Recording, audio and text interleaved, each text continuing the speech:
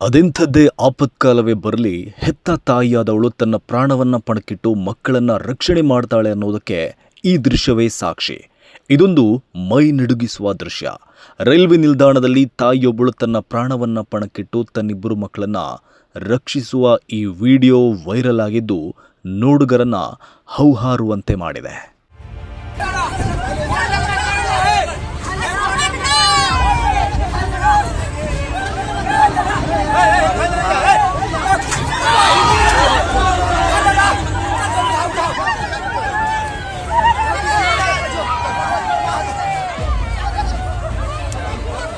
ಅಂದಹಾಗೆ ಈ ಘಟನೆ ನಡೆದಿರುವುದು ಬಿಹಾರ ರಾಜ್ಯದ ಸಮಸ್ತಿಪುರ ಜಿಲ್ಲೆಯ ಶಹಪುರ ಪಟೋರಿ ರೈಲು ನಿಲ್ದಾಣದಲ್ಲಿ.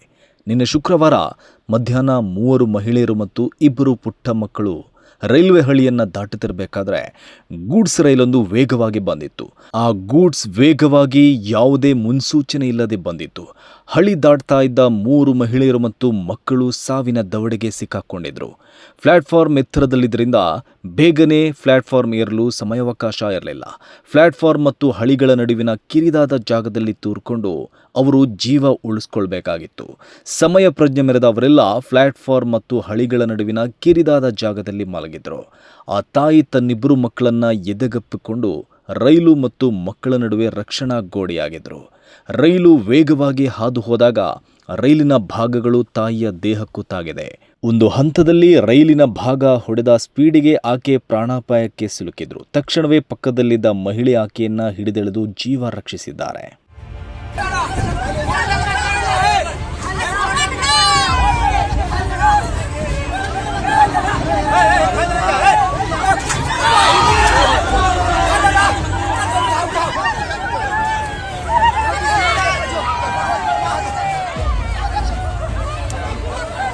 ರೈಲು ಹಾದು ಹೋದ ಬಳಿಕ ಸ್ಥಳದಲ್ಲಿದ್ದ ಜನರು ಧಾವಿಸಿ ಬಂದು 5ರನ್ನ ಹೊರಕ್ಕೆ ತೆಗೆದು ರಕ್ಷಣೆ ಮಾಡಿದರು. ತಾಯಿಗೆ ಸಣ್ಣಪುಟ್ಟ ಗಾಯಗಳಾಗಿದ್ದು 5 ಪ್ರಾಣಾಪಾಯದಿಂದ ಪಾರಾಗಿದ್ದಾರೆ. ಅಲ್ಲೇ ಇದ್ದ ವ್ಯಕ್ತಿಯೊಬ್ಬರು ಈ ದೃಶ್ಯಗಳನ್ನು ಮೊಬೈಲ್ನಲ್ಲಿ ಸೆರೆ ಹಿಡಿದಿದ್ದು ಆ ವಿಡಿಯೋ ವೈರಲ್ ಆಗಿದೆ. ತಾಯಿಯ ಧೈರ್ಯ, ಸಾಹಸ ಮತ್ತು ತಾಳ್ಮೆಗೆ ಭಾರಿ ಮೆಚ್ಚುಗೆ ವ್ಯಕ್ತವಾಗಿದೆ.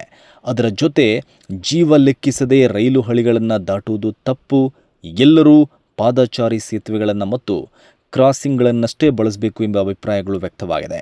ಈ ಘಟನೆಯಿಂದ ತಾಯಿಯ ಪ್ರೀತಿಗೆ ಹೋಲಿಕೆ ಇಲ್ಲ ಅನ್ನೋದು ರುಜುವಾತಾಗುವುದರ ಜೊತೆಗೆ ರೈಲು ಹಳಿಗಳನ್ನು ದಾಟೋದು ಎಷ್ಟು ಅಪಾಯಕಾರಿ ಅಂತ ಗೊತ್ತಾಗತ್ತೆ.